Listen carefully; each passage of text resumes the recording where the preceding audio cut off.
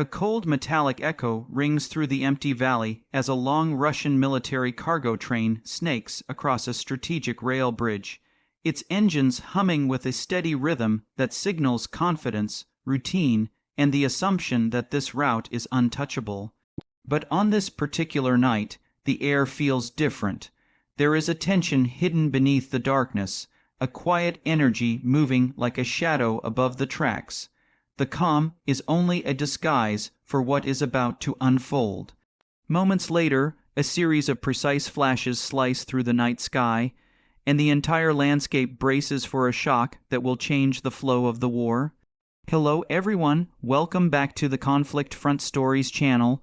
Please subscribe and like my videos because today we're taking you inside one of the most dramatic moments in recent battlefield developments, the destruction of a key Russian military rail route by Ukrainian forces, and what happened next that few people expected.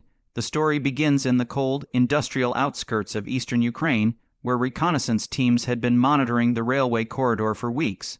This wasn't an ordinary railway. It was one of Russia's most important supply arteries, used to transport ammunition, armored vehicles, fuel reserves, and rotating personnel. To Russia, this line was a lifeline that kept operations running in occupied territories. To Ukraine, it was a strategic target that could strain Russia's logistics if hit correctly. Across multiple screens inside Ukraine's operations room, analysts studied train schedules, satellite images, drone footage, and movement reports. They knew timing was everything. Hit the train too early, and only the tracks suffer damage. Hit it too late, and the supply cargo would already be unloaded. Precision mattered more than firepower. The exterior environment around the railway looked calm. Tall birch trees lined the route, frost coating the ground, and a low mist hovering over the tracks. From high above, small Ukrainian drones drifted silently, their cameras zooming in on rail junctions and bridge connections. Inside the train, Russian soldiers moved between cars, checking manifests and preparing for an offload operation scheduled for dawn. None of them suspected that Ukrainian forces were tracking their every move with exact coordinates. For weeks, the train had traveled this route without major obstruction. That sense of routine would become its weakness. Far away in Ukraine's command center, operators finalized the strike sequence. Interior visuals capture soldiers leaning forward, their eyes focused on screens displaying live drone feeds. The atmosphere is serious but controlled. As the train approaches the bridge, one of the most vulnerable points along the route, the drone operators align targeting markers. A countdown begins. The silence of the room is intense. When the clock reaches 0, a long, range precision strike launches. The explosion is quick, controlled, and highly accurate. Unlike huge blasts designed for maximum spectacle, this operation uses a targeted hit to collapse a key bridge section and immobilize the train. The rail cars shake violently, wheels derail, steel bends. The train grinds to a halt at an angle, stranded between broken rails and rising smoke. The impact is powerful enough to stop the entire supply flow, yet limited enough to avoid widespread destruction around the area. Within minutes, Russian crews scramble for cover as additional tremors shake the structure. Fires spark along the rail line, but they remain manageable, not large enough to spread, but enough to complicate immediate repair efforts. Inside the Ukrainian operations tent, soldiers exchange short confirmation messages. A technician announces that the bridge span has collapsed. Another operator confirms that satellite feeds show at least 3 major rail connections blocked. The commander nods in approval. They didn't just strike a train, they struck the heart of a logistical network. The interior scene remains calm and analytical. They know the operation is a success, but they also know Russia will respond quickly. The following morning, Russian state media releases early statements claiming the damage is minimal and repairs are underway. Yet satellite updates show a much more complicated reality. The bridge foundation has buckled. Multiple rail cars are blocking the line. repair crews are struggling to reach the site due to ongoing fire hotspots and unexploded supply crates. Russia begins rerouting trains to alternative corridors, but these routes are longer, more vulnerable, and less efficient. Supply delays start appearing across Russian military channels. Fuel deliveries slow down, artillery units report shortages, troop rotations get disrupted. As exterior shots return to the damaged railway, the environment shows the aftermath of the hit. Smoke thins into the morning air. Russian engineers inspect the collapsed segment, taking notes and debating repair strategies. Heavy machinery arrives, but operators move cautiously, unsure whether Ukraine plans a second strike. Meanwhile, Ukrainian drones monitor the area from high altitude, careful not to provoke unnecessary confrontation, but determined to track Russia's next steps. The incident becomes a major topic of discussion among military analysts. Many note that Ukraine didn't just aim for destruction, they aimed for disruption. Logistics in modern warfare is as critical as battlefield firepower. By targeting supply routes instead of frontline positions, Ukraine forced Russia to operate reactively.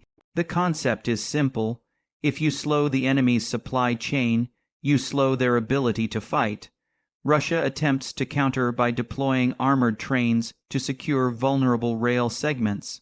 These trains, equipped with defensive weaponry and multi-layered metal plating, roll slowly through forests and rural landscapes. Soldiers stand on lookout platforms, scanning for drones or unexpected threats. The armored trains look powerful, but their pace is slow, and their presence reveals how seriously Russia views the threat. The irony is clear. Using heavy armored trains in a modern conflict shows that old tactics are returning because new threats require unexpected adaptations. Ukraine, however, does not immediately strike the armored trains. Instead, intelligence teams study their routes, movements, and security protocols. They watch how long the trains stop, where they slow down, and which segments they guard most frequently. The goal is not to destroy them outright, but to understand the new rhythm of Russian supply behavior. As days pass, Ukraine continues gathering data. Patterns emerge. Certain junctions remain overguarded, while others are left lightly monitored. These weak spots become targets not for immediate strikes, but for future planning. Eventually, Russia launches a major repair operation on the destroyed rail line. Convoys of engineers and crane trucks gather to clear debris and rebuild the bridge. They work in rotations, trying to restore movement before Ukrainian forces capitalize further. But Ukrainian drones continue observing from afar, forcing workers to pause repeatedly out of caution. Even when no strike comes, the constant fear slows progress. This psychological pressure becomes a secondary weapon, one that costs Ukraine nothing but slows Russia significantly. Then comes the moment that marks the "then this happened" twist. As Russia shifts its supply routes to alternative corridors, Ukraine identifies a point where several rerouted trains must pass through a narrow mountain pass. The bottleneck is perfect for disruption. Ukraine launches a second precision strike, not as large as the first, but timed with remarkable accuracy. It hits the exact location where multiple trains had been halted. The strike disrupts several rail cars and forces Russia to halt movement along that corridor as well. Now both the original line and its primary backup route are compromised. Russian field units begin noticing the effects immediately. Fuel supplies drop. The number of daily artillery rounds decreases. Replacement troops arrive later than scheduled. Even Russian military bloggers begin posting complaints about logistical delays. The pressure grows on commanders, who must now choose between slowing the offensive or risking overstretched supply lines. Exterior scenes show long lines of Russian military trucks navigating muddy roads as a fallback method. These convoys move slowly, burning more fuel than trains and exposing themselves to drone surveillance. Some trucks break down due to rough terrain. Others lose time waiting for new instructions because satellite routes are being reassessed. The already stretched logistics system strains even further. Meanwhile, Ukraine remains cautious. They do not celebrate prematurely. Inside a dimly lit Ukrainian command room, officers analyze Russia's reaction and adjust their strategy. They acknowledge that Russia is capable of adapting quickly.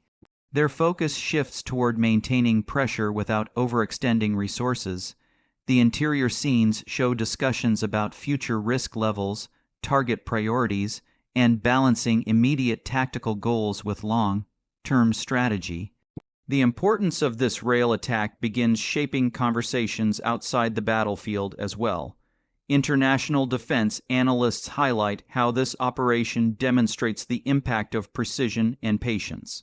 The strike becomes a case study in how smaller forces can challenge larger ones by targeting infrastructure instead of engaging in head-on battles. Military academies, research institutions, and global observers analyze the operation's timing, method, and consequences. As the weeks pass, Russia slowly begins repairing sections of the damaged lines, but the repairs are incomplete and the new routes remain under heightened threat. Engineers work long hours, constructing temporary bridges and rerouting tracks. Satellite images reveal patched linear segments that lack the durability of the original rail network. These weaknesses mean future disruptions are easier to achieve. For Ukraine, the success of the operation boosts morale. Drone operators return to bases with a sense of accomplishment. Field commanders praise how coordination between intelligence units and strike teams produced a powerful result.